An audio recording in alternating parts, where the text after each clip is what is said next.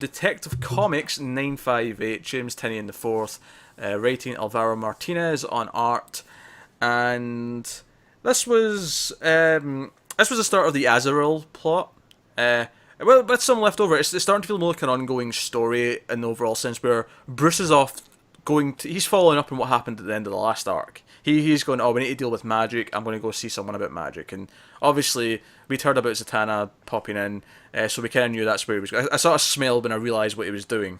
Because he goes to the Iceberg Lounge and he's like, oh, I'm here to see, she's performing here tonight. I need to see the show. Her. It's really vague, isn't it? Right. Yeah. And then Penguin's kind of a creep about it, too. It's like, yeah, she's pretty great looking, right? Yeah.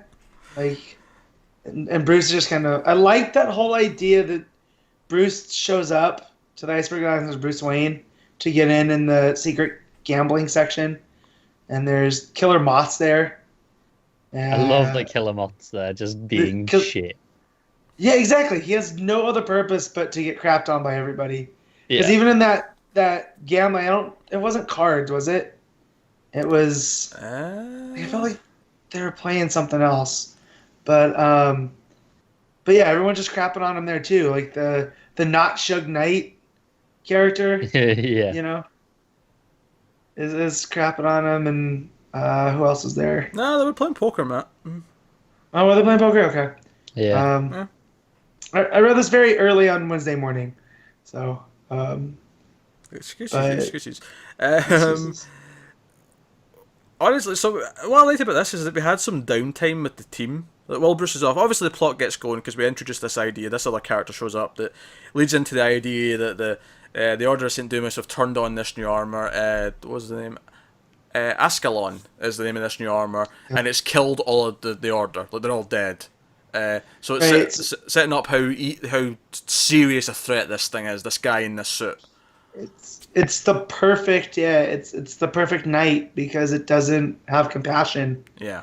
You know, and we get a little bit of Jean-Paul's origin here about how he was kind of genetically engineered from his dad, who already was a knight in the Order, and, you know, kind of had a rough upbringing. Yeah, you know? and he kind of broke free from this because he said that they wanted him to feel free so they could then break his ego by bringing him back in and like doing all this stuff again to him again. They tied it back in with Mother from what was the weekly series called?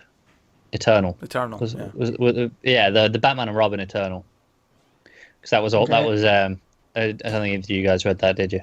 Nah. That was all to do with that. It's who raised Cass as well. And it was this whole thing where she basically took children and turned them into like fighters, assassins. She just completely broke them. Oh, Matt, your mic's gone. Completely broke them emotionally and left them stunted. Yeah, that makes sense because she like calls it. She says she gets who he's talking about, and that goes on. But no, some of my favorite stuff in this was actually the downtime because Kate goes to meet Azrael and Luke at a basketball game, and they just have some banter. They talk about Kate like fancying someone who else is in the crowd, some other famous person. My favorite moment though of the issue is Clayface and Cass rehearsing lines for one of his auditions. So good. Yeah. I mean... Oh, Matt's muted himself. He just may say something. I love that they're doing the Tempest, because obviously it really works thematically for both of them as well.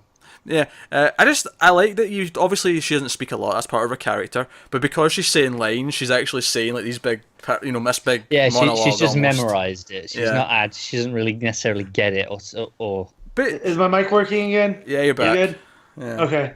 Yeah, I just wanted to mention that it was Shakespeare, and it took me for a second who this guy was, and do you know what the funny thing was? Is obviously it cuts to them, and he's clay-faced into like the character with the big beard and all that, and there was this moment just after like.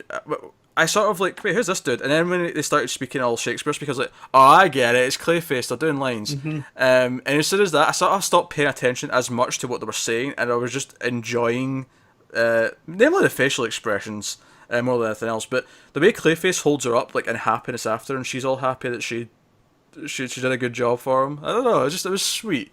That's I'm loving the team dynamics of this book. I mean, I have the whole time, but this was because it was the start of the arc and the serious threat hadn't entered the plot yet for another couple of pages. We got a few that was just them on their downtime doing normal things, and I always like that in a team book. I think it helps with the bonding and all the other stuff. So yeah, I know.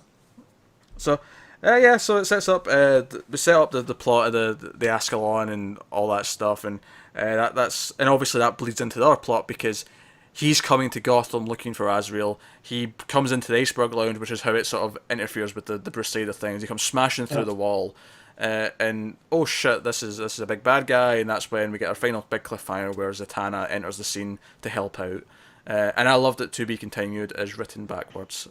Nice touch. Yeah, it was when she was saying the get heavy. I noticed how much Zatanna's backward speech looks like Welsh, which is a stupid made up language anyway. But the fact that the fact that this just looks like it is like, Welsh is even more stupid now. You're not the first person I've heard say that. So it's the Zatanna backwards language, but Welsh being a stupid made up language, I hear. To get back to Zatanna, I'm glad she's back in the fishnets with the top hat. Like the New 52 version was fine. How she was kind of all she looks like Zatanna. Chick.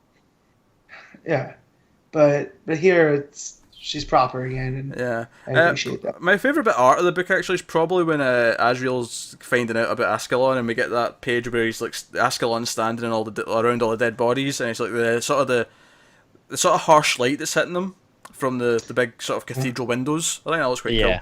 That's probably my favourite. Yeah, that's pretty nice. I was like, in order to defeat this new AI, they need magic, which is a great concept. Yeah, because maybe it can't quite like AI, like it's like it can do well against everything. It's programmed for what it can logically expect, but not necessarily. But not just that. It's a big like religious zealotry AI on top of it, you know. So, and add magic there too. Like this is magic is almost divine intervention at that point.